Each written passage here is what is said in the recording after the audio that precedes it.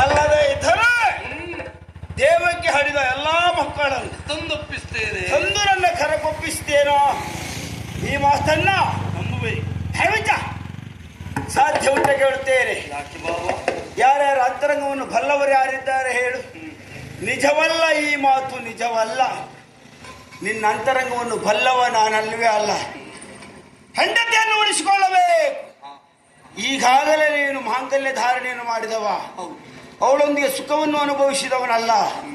ಆ ಹೆಂಡತಿಯನ್ನು ಉಳಿಸಿಕೊಳ್ಳಬೇಕೆಂಬ ಕಾರಣಕ್ಕಾಗಿ ಹುಟ್ಟಿದ ಮಕ್ಕಳನ್ನು ತಂದೊಪ್ಪಿಸ್ತೇನೆ ಭಾವ, ಕೊಲ್ಲದೆ ಬಿಡು ಎನ್ನುವುದಾಗಿ ಹೇಳ್ತಾ ಇದ್ದೆ. ಈ ಮಾತನ್ನು ಸರ್ವತಾ ನಂಬುವುದಕ್ಕೆ ಸಾಧ್ಯ ಇಲ್ಲ. ಕಾರಣ ಏನು ಬಲ್ಲಯ್ಯ? ಏನು? ಯಾವ ಹುತ್ತದಲ್ಲಿ ಯಾವ ಹಾವು ಉಂಟು ಅಂತ ನೋಡಬೇಕು ಅಂತಾದ್ರೆ ಆ ಹುತ್ತಕ್ಕೆ ಕೈ ಹಾಕಲೇಬೇಕಾಗ್ತದೆ. ಇದು ಚೆನ್ನಾಗಿ ನಮ್ಮ ಅನುಭವ ಇದೆ. ಆದ ಕಾರಣಕ್ಕಾಗಿ ಈ ಮಾತು ನಿಜವಲ್ಲ. ಸಾಮಾನ್ಯರು ಕುಜನರು ಕೂಡಾಡುವ ಪ್ರಸಂಗವಿದಾಯಿತು. ಆದ ಕಾರಣಕ್ಕಾಗಿ ಬೇಡ. ಅಲ್ಲ, ಮತ್ತೆ ಒಮ್ಮೆ ನಿನ್ನ ಮಾತಿ ಒಪ್ಪಿ ನಂಬಿದ್ರೆ ಏನಾಗುತ್ತದೆ ಅಂತ ದೇವಕಿಯನ್ನು ಬಿಟ್ಟೆ ಅಂತಾದ್ರೆ ತಪ್ಪಿ ನಡೆದರೆ ಬೀಸಿದ ಕೈ ತಪ್ಪಿ ನಡೆದರೆ ಮುಂದೆ ಸಾಸಿರ ಕಾಲವೆಂಬರು ಗಾದೆಯಿಂದ ಈ ಶಿಶುಗಳು ತಂದು ಕೊಡುವ ಮಾತುಂಟೆ ಏನೆಂದು ನಂಬಿ ಬಿಟ್ಟರೆ ಮೆಂಟೆ ವಸುದೇವ, ನಿನ್ನ ಮಾತಿಗೆ ಒಪ್ಪಿ ಮೆಚ್ಚಿ ಇವಳನ್ನು ಬಿಟ್ಟು ಕೊಟ್ಟರೆ ಅದು ಗಾದೆ ಮಾತು ಕೇಳಿದ್ಯಾ? ಗಾದೆಯ ಮಾತು ವೇದಕ್ಕೆ ಸಮಾನ ಎನ್ನುವುದಾಗಿ ಪ್ರಾಜ್ಞರಾಡಿದ ಮಾತು. ಆ ಮಟ್ಟಿಗೆ ಗಾದೆ ಸುಳ್ಳಾಗದು. ಅದಕ್ಕಾಗಿ ನಾವು ಗಾದೆಯನ್ನು ಗಟ್ಟಿಯಾಗಿ ಹಿಡಿಕೊಳ್ಳುವುದು. ಬೀಸಿದ ಕೈ ತಪ್ಪಿ ಹೋದರೆ ಸಾಸಿರ ಕಾಲ ಬದುಕುವುದಂತೆ. ಲೇಸಂದು ಬಿಟ್ಟರೆ ಟೆಂಟೆ ಮಿಂಟೆ. ಹಾಗಾದ್ರೆ ಎತ್ತದ್ದು ಪ್ರಶ್ನೆ ಮಾಡ್ಲಿಕ್ಕುಂಟ ಇಲ್ಲಿ? ನಾನು ಯಾರಿಗೆ? ನಾನಾರ ಯಾವ ಕಂಸರಾನಿದ್ದೇನೆ. ನೀನೇ ನಾನು ಮಾತಾಡುವಂದ್ರೆ ಮಾತ್ರ ಮಾತಾಡಲಿಲ್ಲ. ಮಾತಾಡ್ತಾನೆ ಮತ್ತೆ ಅದೊಂದು ಅರ್ಥ ಯಾವ ಅರ್ಥ ಗೊತ್ತಿಲ್ಲ. ಸುಳ್ಳು ಸುಳ್ಳು ಅರ್ಥ ಹೇಳುವ ನೀವು ಮಂಗ ಮಾಡ್ತೀರಿ. ಏನೇನು ಬಲಿತೈತೆ ತಿಳಿಸಿಕೊಡ್ತಾ ನೋಡಿ ಇವತ್ತು. ಅದಕ್ಕಾಗಿ ಯಾವ ಕಾರಣಕ್ಕೂ ಬಿಡಲಾರೆ. ವಸುದೇವ, ಈ ಮಾತಿನ ಬಗ್ಗೆ ವಿಶ್ವಾಸ ಇಲ್ಲ. ದೇವಕ್ಕೆ ಬಲಿ ಕೊಡ್ತೇನೆ. ತರಣಿ ಚಂದ್ರಮರಾಣಿ ಹರಕಮಾಲಜರಾಣಿ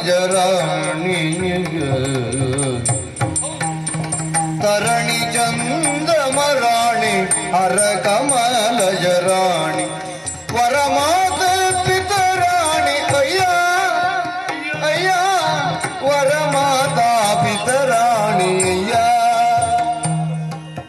ತರಳರು ದಿಸಲು ತಂದೀವೇನೋ ಎನ್ನುತ್ತಾ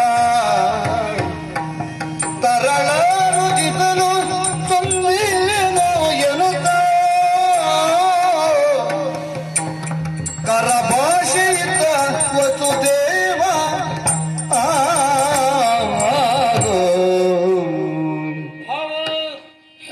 ವಿಶ್ವಾಸವನ್ನು ಕಳೆದುಕೊಳ್ತೀರಿ ಅಂತ ಆದ್ರೆ ಮತ್ತೆ ತಡಿತಾ ಇದ್ಯಾ? ವಿಶ್ವಾಸಕ್ಕೆ ಬೇಕಾಗಿ ಆಣೆ ಪ್ರಮಾಣಕ್ಕೂ ಸಿದ್ಧನಾಗಿ ನಿಲ್ತಾ ಇದ್ದೆ. ಆಣೆ ಹೇಳು ನಿನ್ನ ಆಣೆ. ಲೋಕವನ್ನೇ ಬೆಳಗಬಲ್ಲಂತ ಸೂರ್ಯ ದೇವರ ಮೇಲೆ ಆಣೆ. ಹಗಲು ಮಾತ್ರ ಕಾಣಿಸ್ಕೊಳ್ತಾನೆ, ರಾತ್ರಿ ಇಲ್ಲ ಎಂಬಲ್ಲಿ ಅವನ ಬಗ್ಗೆ ನನಗೆ ಸ್ವಲ್ಪವೂ ವಿಶ್ವಾಸ ಇಲ್ಲ. ಹಾಗಿದ್ರೆ ಹೀಗೆ ಮಾಡು. ಹೇಗೆ? ಲೋಕಕ್ಕೆ ತಪ್ಪನ್ನೇ ಕೊಡುವ ತಂಗದಿರ ಚಂದ್ರಮ್ಮ ಅವನ ಮೇಲೆ ಆಣೆ. ಈ ಊರಿಯಲ್ಲಿ ಅವನ ತಂಪೆಯಲ್ಲಿ ಹೋಯ್ತಾ?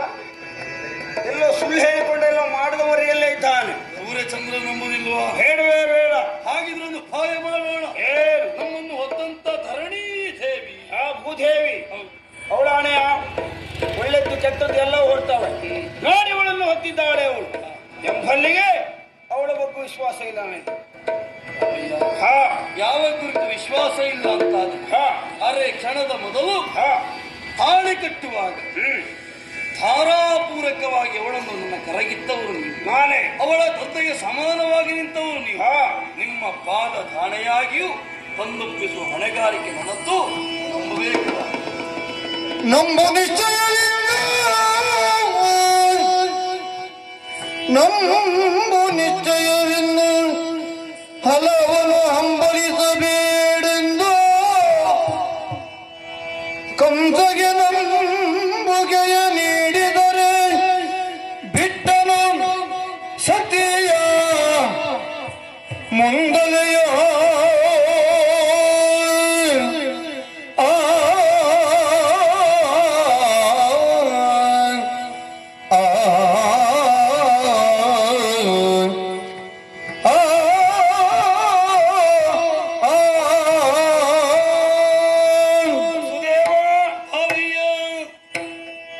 ಭರವಸೆಯನ್ನು ನೀಡಿದವ ನೀನು. ತನ್ನ ಪಾದದಾಣೆಯಾಗಿಯೂ ಅದರಲ್ಲಿಯೂ ಭರವಸೆಯನ್ನು ಕೊಟ್ಟವನಿದ್ದಿ. ಆ ಕಾರಣಕ್ಕಾಗಿ ನಿನ್ನ ಸತಿಯ ಮುಂದಲಿಯನ್ನು ಬಿಟ್ಟಿದ್ದೇನೆ. ಸಂತೋಷಗೊಂಡಿದ್ದೆ. ನಿರೀಕ್ಷೆಯಲ್ಲಿ ಇರ್ತೇನೆ. ಹುಟ್ಟಿದ ಎಲ್ಲ ಮಕ್ಕಳನ್ನು ತಂದೊಪ್ಪಿಸಬೇಕು. ಕರ್ಕೊಂಡು ಹೋಗೋಣ.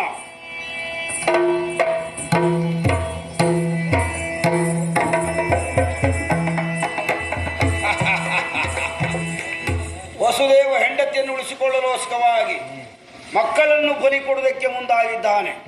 ಕಾಲ ಕಾಯಬೇಕು ತಾನೇ. ನಿರೀಕ್ಷೆಯಲ್ಲಿರ್ತೇನೆ.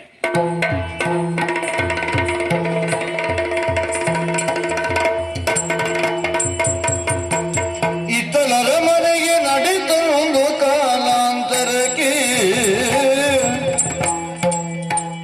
ಇತ್ತಲರ ಮನೆಗೆ ನಡೆತೊಂದು ಕಾಲಾಂತರಕ್ಕೆ, ಪುತ್ರನನ್ನು ಪಡೆದಳ ಮತ್ತ ಗಜಗಮನೆ, ಪುತ್ರನನ್ನು ಪಡೆದಳ ಮತ್ತ ಗಜಗಮನೆ.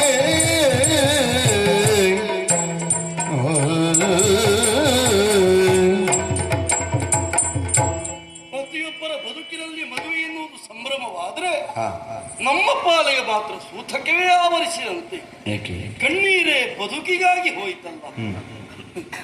ಮದುವೆಯಾಗಿ ಕೆಲವು ದಿನ ಕಳೆದ ಮೇಲೆ ನನ್ನ ಆಕೆ ಗರ್ಭವನ್ನು ಧರಿಸಿ ನವಮಾಸ ತುಂಬಿದಾಗ ಮಗುವೊಂದನ್ನು ಹಡೆದಿದ್ದಾಳೆ. ಕಂಸನಿಗೆ ಕೊಟ್ಟ ಮಾತು ನೆನಪಾಗುತ್ತಾರೆ. ಮಗುವಿನ ದರ್ಶನವಾದರೆ ನನ್ನ ಆಕೆ ನೊಂದು ಕಂದಾಳು ಎನ್ನುವ ಕಾರಣಕ್ಕೆ ಬೇಕಾಗಿ ಮಗುವನ್ನು ಎತ್ತಿ ಹಿಡಿದಿದ್ದೆ. ಆಡಿದ ಮಾತು ಪ್ರಧಾನ. ಮಧುರೆಗೆ ನಡೆದಿರುತ್ತದೆ.